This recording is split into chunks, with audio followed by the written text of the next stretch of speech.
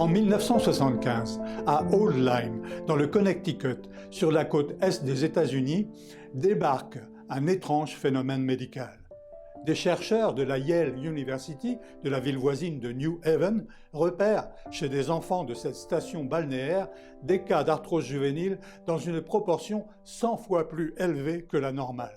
C'est la première fois que cette nouvelle maladie infectieuse, attribuée à une morsure de tique et que l'on baptise logiquement maladie de Lyme, frappe à la porte de la médecine.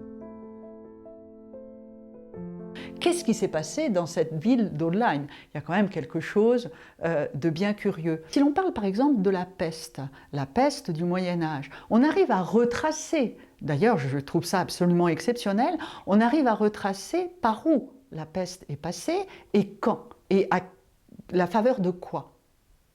Tandis que pour le Lyme, on est en 75 et on ne sait rien. On sait qu'à Old Lyme, il y a eu quelque chose d'explosif, et puis rien. Après, on parle de l'incidence de la maladie de Lyme dans l'Est de l'Europe, en Allemagne, en Pologne, etc.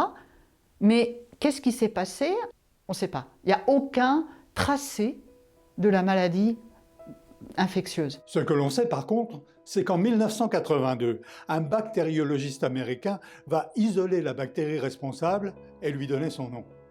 C'était une maladie dont on ne connaissait pas l'origine et c'est seulement en 1982 que M. Burgdorfer a isolé au sein de tiques, de l'abdomen de tiques, ces fameuses borrélies qui ont donc pris son nom, Borrelia burgdorferi. Mais depuis, on sait que ces borrélies ne sont pas seulement à l'intérieur des tiques, mais il y a d'autres animaux piqueurs, tels que les puces, les tans peut-être, les moustiques qui eux-mêmes sont porteurs potentiellement de ces bactéries.